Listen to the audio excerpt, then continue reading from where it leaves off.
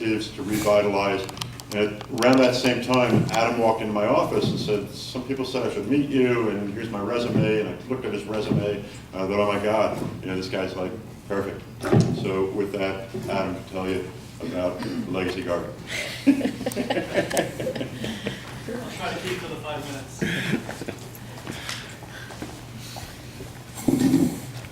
All right, so I'll speak briefly to some of the things that are happening at the Farm Center. As part of this consult, it was identified that just upgrading the infrastructure and fixing the building wasn't going to be quite what was needed to revitalize the space in the community. So looking around at different emerging trends in urban farming, urban gardening, community gardening, and the need for spaces where people can come together and talk about food and farming, we kind of put together a plan which coincided really conveniently with the announcement of the PEI 2014 fund, looking for various big ideas to celebrate the past and future of PEI. So what effectively we propose to do, keep an eye on my time here, is take on a little piece of the experimental farm to re-energize it, reprogram it, bring people back into that space and appreciation for gardening, food, and farming on PEI. So working very closely back and forth with Agriculture Canada, we managed to secure a 5-year renewable lease for that piece of land for the purposes of demonstration, community gardening, and farming. So breaking ground in spring 2014, we've got planned community gardens, about an acre of community garden space. Plots are in high demand. People are calling, emailing all the time. So we've got about 60 gardeners registered in the last 2 months for plots, starting at 50 square feet to a range of different sizes depending on their need and ability. And in addition, we've got about 70 volunteers who are interested in supporting the project in a wide range of varieties, wide range of different manners. So rich diversity of skills coming around this project. In addition to the community garden, we have about a 1-acre orchard, which we're designing very closely with island orchardists on choosing the most resilient genetics and production systems for a community project of this sort. And we're excited, thanks to a bit of support from Skills PEI, in addition to the 2014 fund, to have the Farm Center hire an urban farmer, which is really exciting. Stephanie Dewar is our first hire, so be sure to speak with her. Wave your hand so they can see you.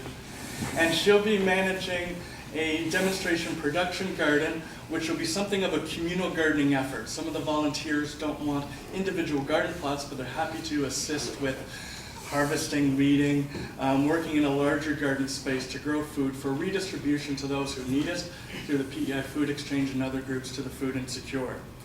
Oh, I'm moving fast, all right. So the big picture of what's happening here, I want people to come and speak to me later or connect with me. We're looking to engage as many people in this urban location as possible in a little bit of a rural enterprise in their backyard.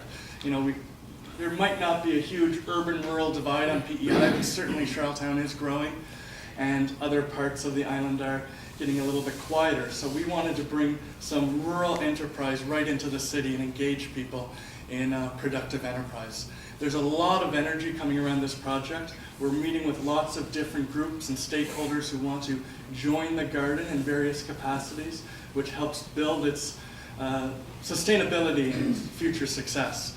For example, one of the more recent community garden members is the Boys and Girls Club of Charlottetown, which is just down the road. So they're looking at incorporating the programming that they offer into our garden efforts as well. So it's been really tremendous over the last couple of months, meeting all these gardeners who are coming together. Some are retired farmers moving into the city, folks in condominiums who don't have growing space. Newcomers to Canada are probably one of the larger cohorts of gardeners, and it's a range of ages and experience levels. So what we're attempting to do is mentor or have garden mentors join up to support new gardeners and make that connection there. So the garden project is accompanied by a workshop series and a series of events designed to build community and capacity in this group so that they can manage the space this year and into the future. All right, so I'm available to take questions at any point. Otherwise, you know where to find me. I'll be here. I'll have some cards. Look forward to chatting with you later.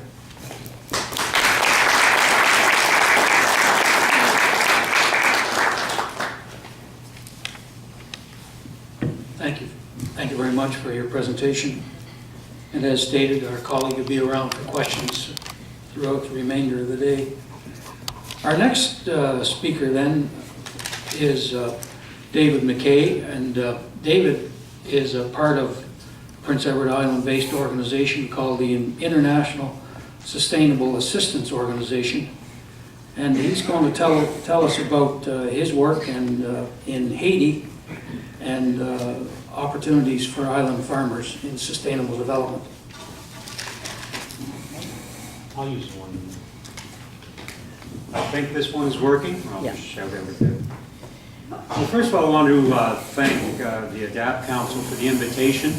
When I look back at the 10 or more years in the leadership that the council under Elmer and all the other members and Phil here, I think there's been a lot of exciting things happen and continue to happen, led by the ADAPT Council.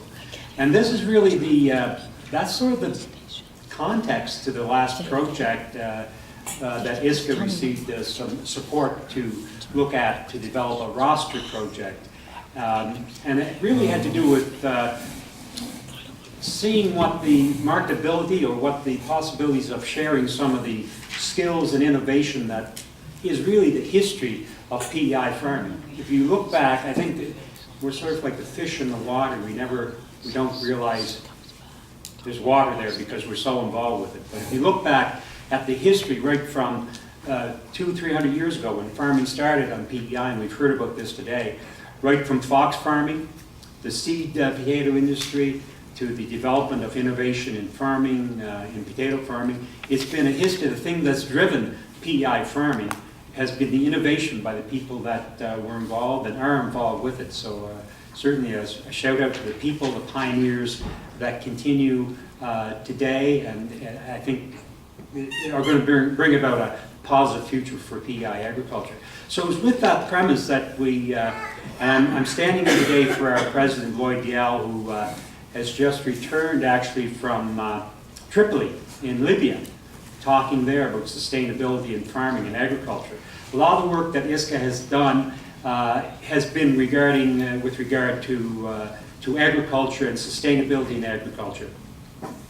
And one of the places I've had the privilege to work with Lloyd and our other members has been down in Haiti, in the agricultural regions down there. It's interesting, Haiti appears on the news media when there's some sort of disaster of some sort, but it's much more than those 15-second news clips. Wonderful people, and also a real focus on agriculture. And it's interesting just to glimpse what Haiti is. It's a third the size of New Brunswick, with 12 million people and 2 million plus farmers. And that's really when you step into what they say a third world country or a majority world country, you really get to see what the large part of the world is. It's subsistence farming, which ends up, it really feeds anywhere from 56% of the world's population is through subsistence farming. So our work there has been supporting farmers, peasant farmers in the work that they do. We did do a project last year and continue to work on a project, a poultry project, and basically that was in education, business, doing some business, basic business training, infrastructure development. The poultry project had to do with building chicken coops and working with the farmers down there, and that project has been very successful in the fact that the farmers have increased their production, increased the market that they serve. And so with this in mind, what we've done is to look at the skills that PEI farmers have in innovation, infrastructure, and put together a database. And first piece of our work was to go out and interview, the survey was sent out to a number of farmers. We had 32 farmers respond to the survey. First, the question was, are you interested in sharing some of your skills, some of the work that you do, if the opportunity on a short consultative basis was available. And I think we had 37 farmers who responded to that. Let's see if I get a few. Just turn it on. Just turn it on. Just hit your space bar there. Just some background to some of the work we've done.